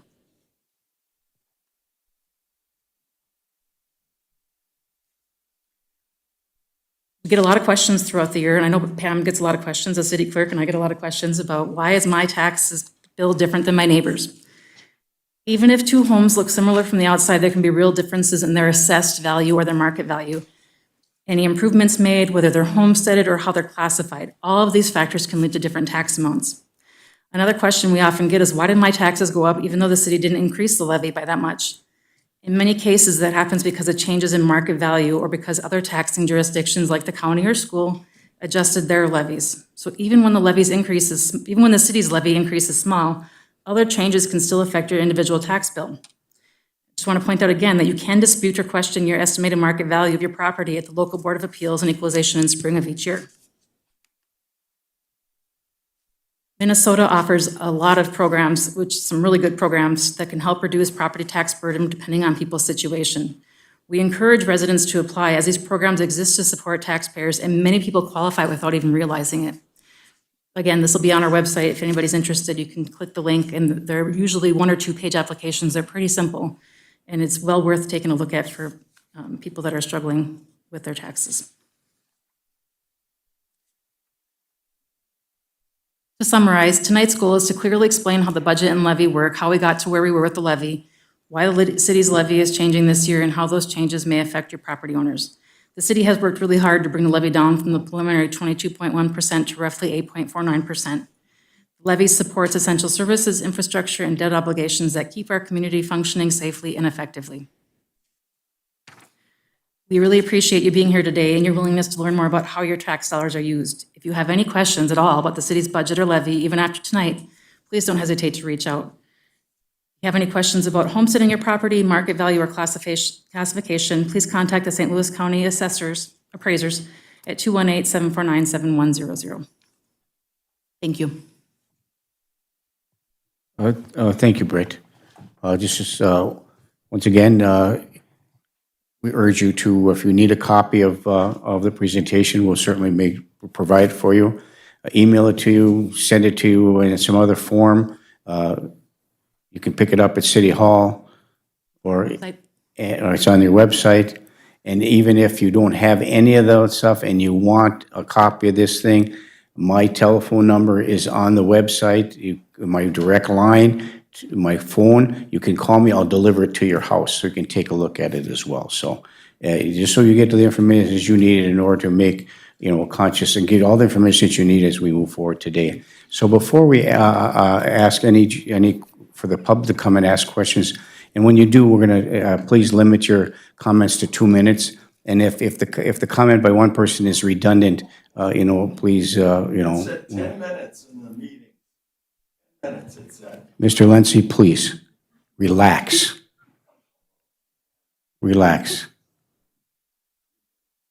Yeah. And if there's enough time, you can come back up again. So I want to give everybody an opportunity to speak, okay? I appreciate you trying to restrain your patience here. Council, any questions or comments? Councilor Johnson? Britt, thank you for that. It was very informative. Have you done this prior to this? I don't remember seeing this before, so it was very helpful. I appreciate it. Okay, thank you. Any other questions, comments from the council at this point? Okay, we'll open it up for anyone that would like to speak. Please come forward and please state your name for the record, and welcome to the Truth and Taxation meeting. Once again, I ask you to please, try to restrain and maintain a professional decorum as you try to work through this process.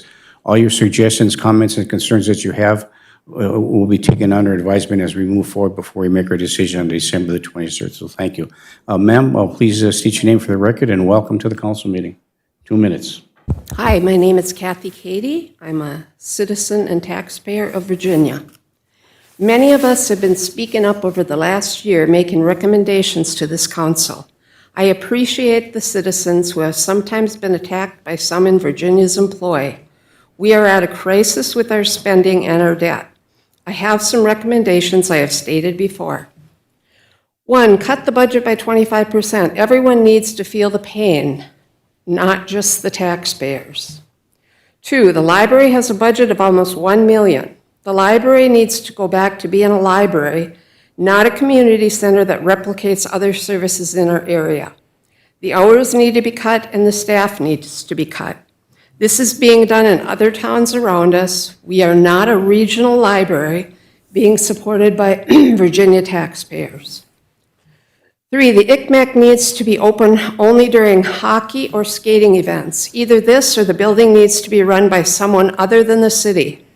The city got rid of the Washington Manor and the clinic and hospital, and now these are not being subsidized anymore by the taxpayers. Number 4, we are a small city. We can't keep operating like we are Duluth or Hermantown. We have a champagne budget while most of our citizens are on a fixed budget. This also includes counselors, health insurance, and our administrative staff. Look at our administrators. There's not even enough chairs for them. We have a city administrator who with benefits makes almost $200,000 a year, and yet it was outside people who brought the financial crisis to the counselors. 1, there are many smart people who have volunteered to help the city that have been ignored. A commission regarding our finance should be developed like other commissions such as Planning and Zoning or Parks Board. This is not just this year's issue. The budget and debt service needs to be done over the next few years. I thank the counselors who are taking this seriously and are willing to make the hard decisions for the taxpayer. I know this, I'm just going to finish my sentence. Okay. I know this is a thankless job, but the taxpayers know who you are. It is time to say no to spending. Thank you. Thank you. Thank you, Kathy. Please state your name for the record and welcome to the council, the Truth Taxation meeting.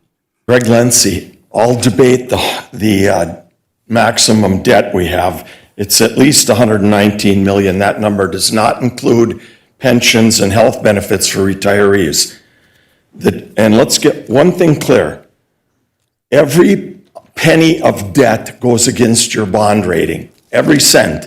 And not only that, Moody's and S&P looks at the financial losses of all these entities like the ITMEC, Public Works, not just us, Public Works. If we're in debt, whatever it is, they know. Moody's and S&P doesn't care what your opinion is about the city debt. They tell you what the bond rating is. Simple as that. Every cent that, if it doesn't come out of Megan's checkbook, my checkbook, then you're borrowing it. Simple as that. There's no other question about that. Principal right now on our debt is $4.3 million. The interest is $3 million a year. We're paying $7.5 million a year just to cover our principal and interest right now. All of us as citizens, taxpayers right here, our property taxes only generate $8 million of revenue for this city. $8 million, our property taxes. Everything beyond that is a gift to us. It comes from the mining companies, it comes from the state. So all of that, we have no control over. Hibbing tax on one line, Menorca shut down, and Cleveland Cliffs operates the other 2 mines here other than U.S. Steel. All of those numbers could change at any time. So $7.3 million is just to pay the principal and interest on our debt right now. We are $119 million in debt. And 60% of our entire levy is city. So it's only a small portion for St. Louis County and a small portion for Rockridge, and there's one other little thing in there. So right now, if you look at the principal and interest, the losses, the operating costs at the ITMEC and the new public safety building, these are just the operating costs, are going to be $3 million a year. It's already 1.7 at the ITMEC, and I'm estimating it'll be about $1.5 million at the public safety building. That includes the payment of that building. but it's basically not the people inside, it's just the building. Okay, Mr. Lindsay, would you please? And the police is $4.5 million. One more point, and then we'll have somebody else come and So speak too. none of these numbers add up to the income that we're generating. None of them. We're so far in debt right now, it's scary. And you're paying the price for it. Thank you, Mr. Lindsay. Anyone else like to come up and speak? You're welcome to do so. Please come and make your comments known. So my question would be, yeah, please come forward, ma'am. Thank you. Please state your name for the record and welcome to the Truth and Taxation meeting. You turn this on? It's on, ma'am. I am live on a limited income, and this city stuff is ridiculous. My tax supposedly went up 50% from last year to this year, and the house that I live in, the value went down. So some of your garbage that you've been giving us, I don't believe. And I think they should start cutting salaries of some of the city employees, because I've seen some of the people, what people make. And when they get $30 an hour, and that's not an administrative part. So I don't think that this is fair, and this is ridiculous. And I live in a side-by-side duplex. So I have some rental income, which you guys stuck us with, the $400 registration fee and the $250 a year thing for having a rental property. That stinks. That's all I have to say, and I think you councilors have screwed this city enough, and the people that live here. Way to go.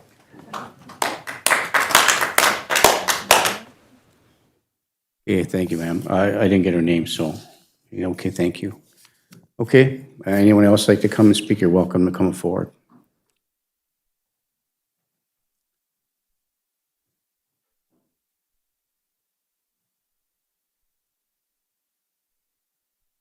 Good evening, sir. Welcome to the Truth and Taxation meeting. Please state your name for the record and welcome. Good evening, everyone. My name, excuse me. My name is John Scooby. I'm a resident of Virginia. I live on Fairview Edition. At the risk of hitting a nerve and bringing up a topic that's probably not too popular with the council, there's a recent article in the paper regarding a hashtag emblem that was attached to our city logo. Mr. Lenski has told me has all been good information, and I haven't heard anything to the contrary. So, Mayor, if it's okay with the council, I'd like to give my time to Greg. He can have the rest of my time to finish what he was going to say. Yes, thank you, Mr. Scooby. Two more minutes, Mr. Lenski. Thank you, John. Recently, Grand Rapids has made huge cuts in their levy and budget. It's been in the newspaper, it's been on the apps, on the phone.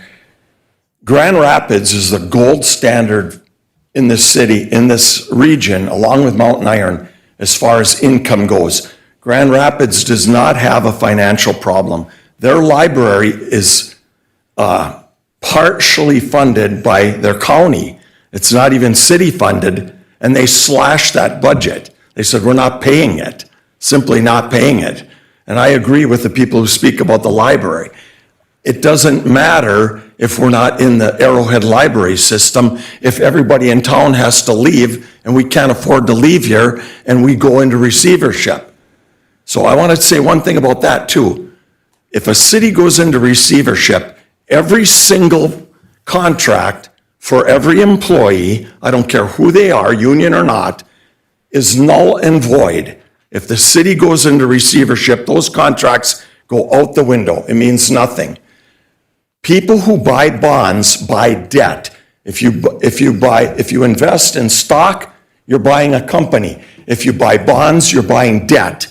So every person that carries our bond debt, if we go into receivership, we guarantee our bonds. Our city personally guarantees our bonds. They don't disappear. They can come after all our assets, liquid and revenue sources, which means trucks, buildings, you name it. It doesn't matter. Plus revenue sources. So if we had income from one of our utilities, that's fair game if you default on your bonds. They can come after every single aspect of this city, including the building we're standing in right now. They don't care. They own our debt, and they're going to get paid because we guarantee it. It's stated on every one of our bonds. Thank you, Mr. Lindsay. Okay. Anyone else like to come forward? You're welcome to do so. We'll be working on the budget and hopefully come to consensus on where our levy is going to be set. And it's more likely we're going to do that on December the 23rd. Like I said, if you need a copy of the presentation, please don't hesitate to use the various methods of communication in which to do so, even a hand delivery if necessary. We will certainly do that as well. So we have taken on a lot of debt. We have taken on risks. It's our obligation to try to do what we think is the best interest of the city. We all live here too.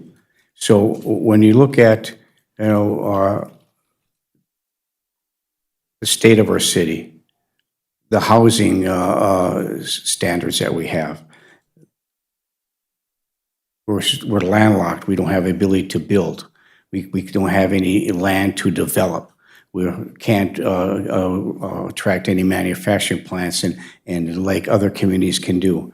We have an obligation to try to do what we can to fix our roads and streets. Our infrastructure is crumbling.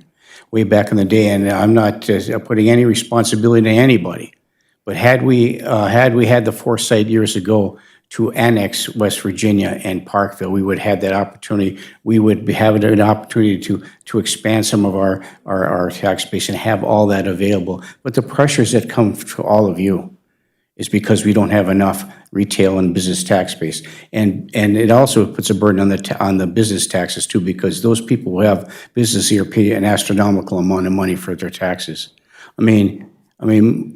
It's for me, it's heartbreaking. We want to try to do the best we can and make those decisions, and I understand your frustration. I do, and we're going to try to do whatever we can, but we have only so much to work with. So there are many drastic measures that can be taken over the course of the next couple of years. We can't do everything within 6 months. We can't do everything with this budget, but we have to do things both in the immediate term, which we're trying to do, in the intermediate term, and for the long-term benefit. And we're working on the financial resources and the professional people who can provide us some guidance for the next 10, 20 years. And so we're working on those things. But that being said, you are suffering the consequences of the current state of the city and what we're in, trying to provide the professional services. So there's been some requests that we eliminate our police department, go to the sheriff's department. And I've had conversations with the sheriff with respect to this. There's a lot of reasons why that can't happen and why it won't happen. So we have to work within our budget for the police department. Are we going to raise our taxes? Are we going to eliminate our police department or reduce the staffing on the police department? Are we going to look at making some adjustments to the ambulance service, moving that to another entity, providing a taxing district? We're discussing all those things with the other communities as well. I just had a meeting a month ago with all the cities with respect to some consolidation. It didn't go very well. So, we have a lot of challenges. So we're trying to resolve them the best we can. And it's input from all of you that's going to help us move that forward. And I thank you all for doing that. And I know you're concerned about what's going on here. I am too. I sold my house in Midway, as an example, and downsized and moved to the north side. So, my property values, my taxes went way up as well. We have to do something. So my question to Britt is, and to all of you, is that, so when you get your tax statement for next year, right? So the city portion based upon what we're going to probably pass on December the 23rd, may be reduced significantly. That doesn't mean your taxes won't rise because of the value. What is it, Britt, if I please correct me if I'm not accurate, I'm looking at the statistical data that I have before me, and that are some of the things that was in discussions with the county and other entities. You know, did the county raise the values of our properties about $1 million? The assessed property values in Virginia?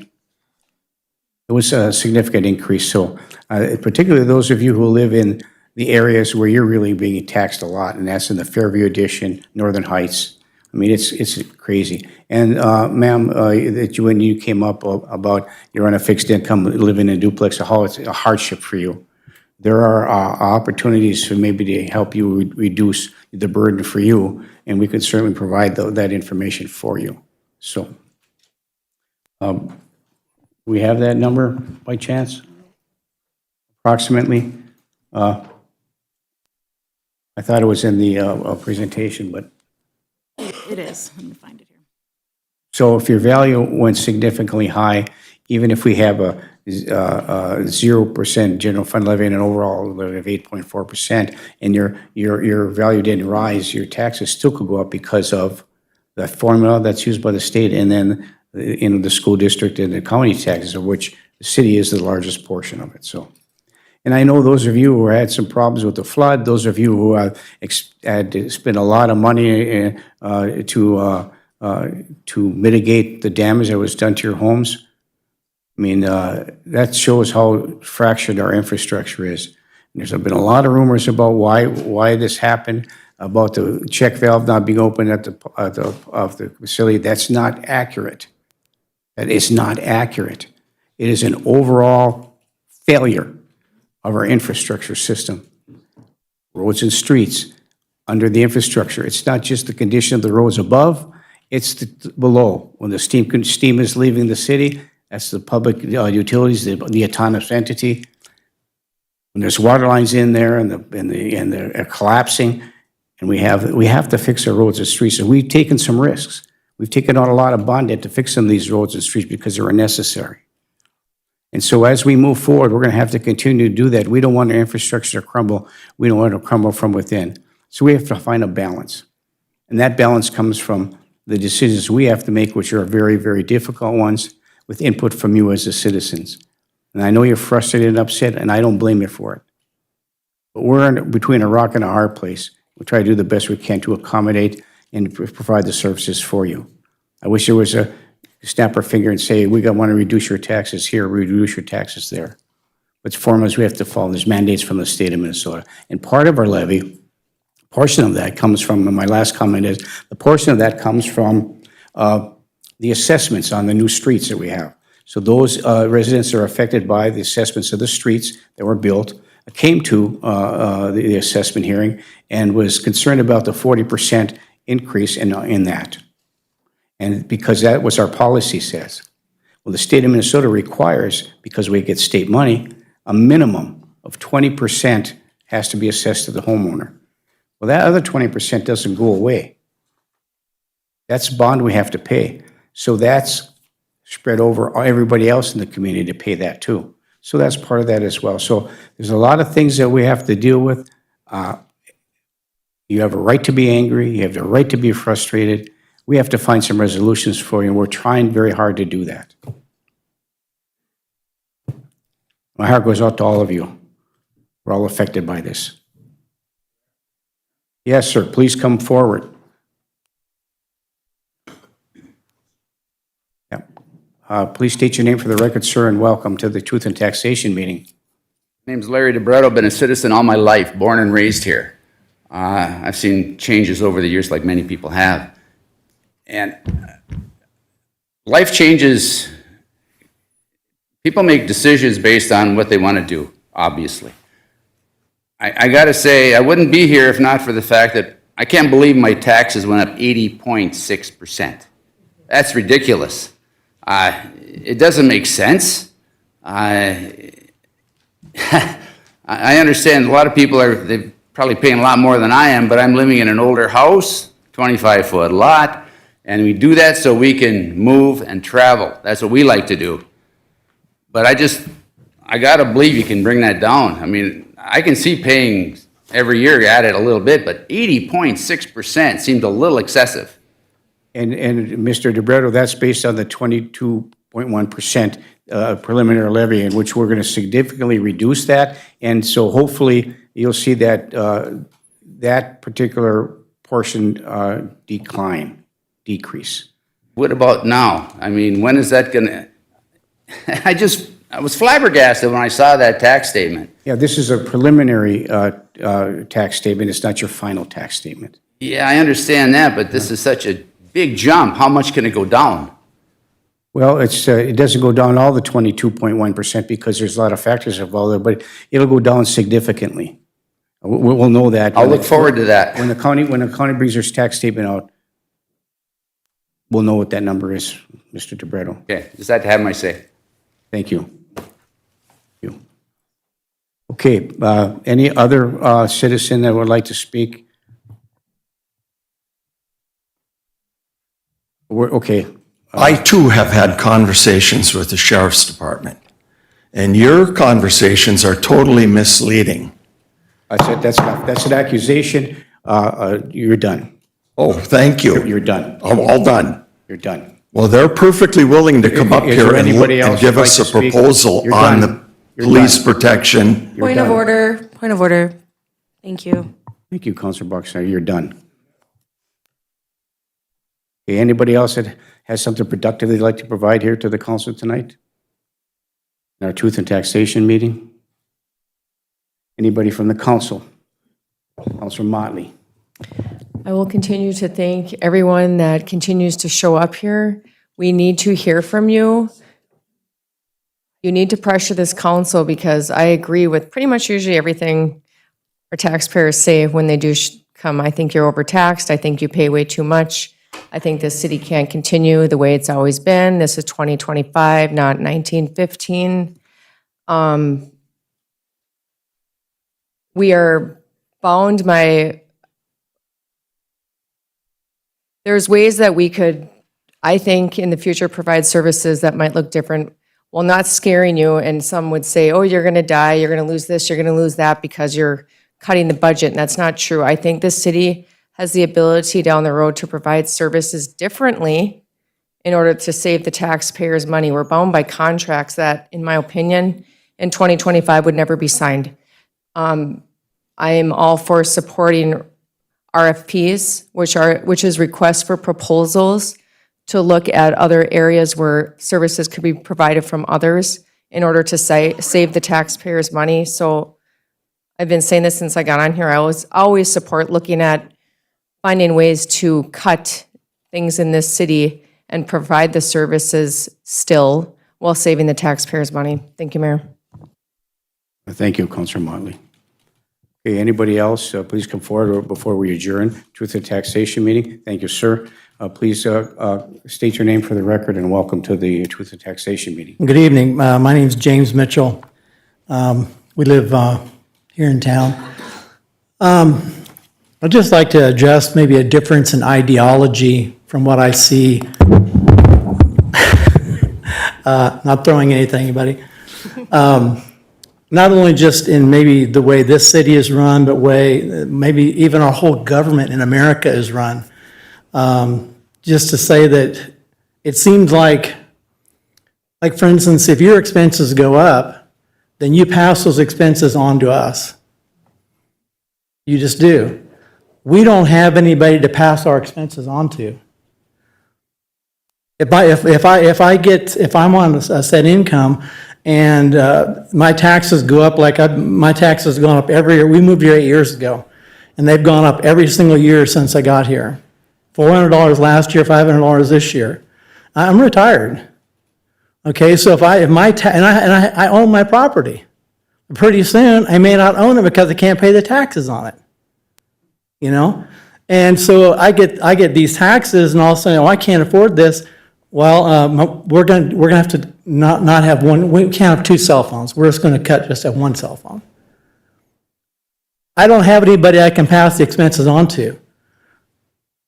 And I see an attitude of, like, we have expenses, let's just pass them on. I think we need to be real, and we need to make cuts, and we need to make real deep cuts to where we can live within our means, and you guys take some cuts because we're having to take cuts. It's coming out of our pocket. So please consider. Thank you. Well said, sir. Thank you. Okay, anyone else before we adjourn? Sir, please come forward. Please state your name for the record, and welcome to the Truth and Taxation meeting. Hi, my name's Tim Tamero. I think where we made a mistake was the city's going to county assessors.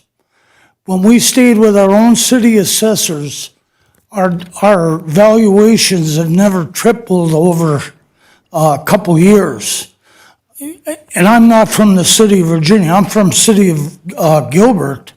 I watch them come in here and make over $1 million, which was supposed to be over a 3-year deal.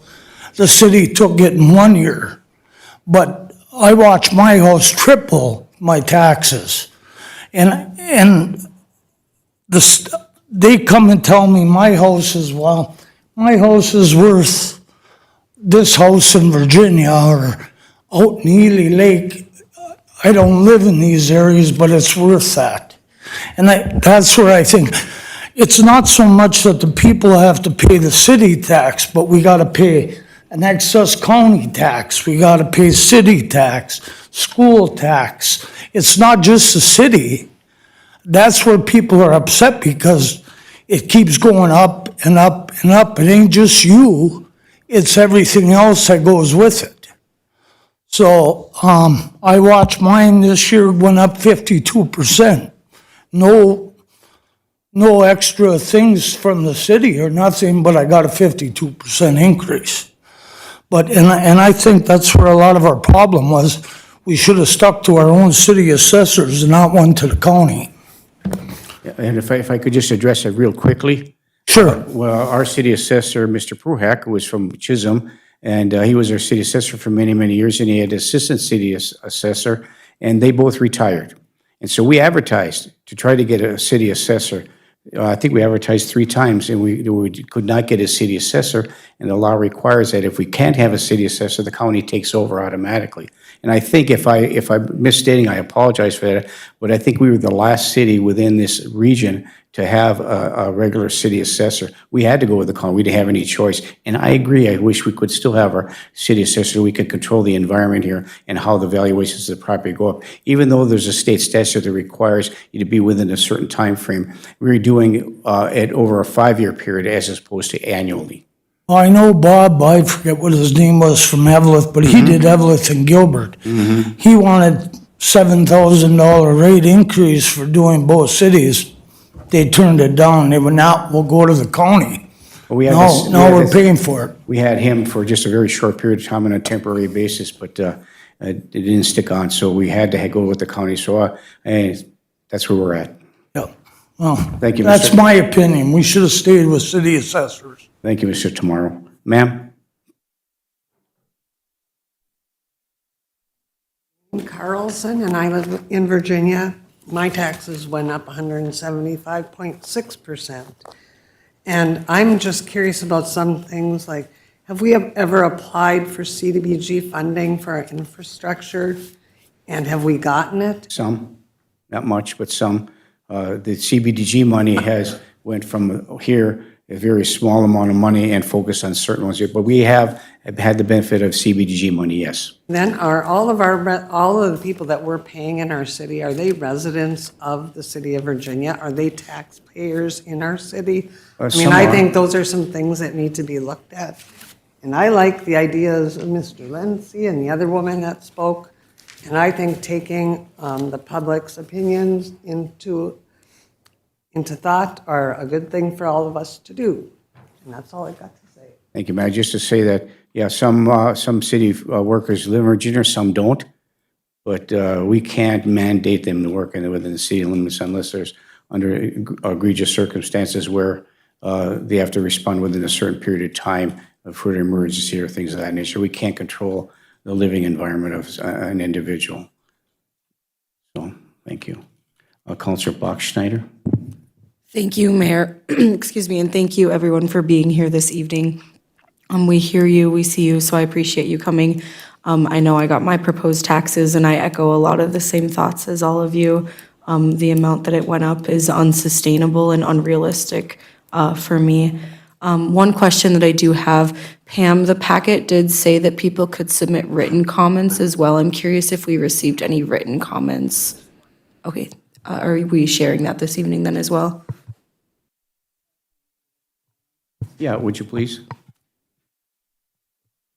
It's from Pat Sleeman at 16 Masabi Drive. Taxes went up $1,728 from 2025. Since 2021, taxes were up $1,474. She had no improvements, and she expects taxes to go up a bit, but not by more than $1,000. $2,816 for this house is ridiculous. Thank you, Pam. That was all I had. Thank you, Mayor. Thank you, Counselor Bachschnider. Okay, anyone else like to come before and speak? You're welcome to do so. If you change your mind, you could call, email,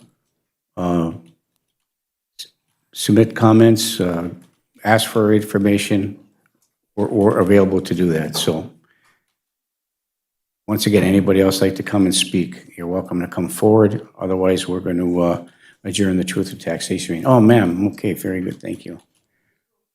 Yes, that's fine. Please state your name for the record and welcome. Donna Smith, live in Virginia. I hear people talking about percentages. Mine went up 152.9%. Did anybody else's go up that much? Okay, don't feel so bad. That's all I wanted to say. I think it's ridiculous, but I live in Virginia. Thank you. So, Britt, with the final tax statement, when will that come in? Will that come in February? Approximately February, March, yes. February, March, and you'll get your adjusted final tax statement based upon our when we set our levy. And so most of it should go down, but not enough. So I agree that significant cuts have to be made, and we have to make those difficult decisions, not only for 2026, but beyond. And so we're getting some assistance to do move forward. And the suggestions, even though there's the angst and the frustration, I appreciate your patience and your calmness as I know you're frustrated inside just like we all are. And I understand, Mr. Lindsay, the concerns that you have as well. I know that you're upset. I know you're frustrated. Yes, I do. Yeah, well, you've talked to me 100 times, so I think I have a pretty good idea. Okay, so thank you very much, everybody, for coming. We are going to adjourn our Truth and Taxation meeting. It is 6:55 p.m. Thank you, everybody. Good night. Fine, as long as you don't have an argument the other direction.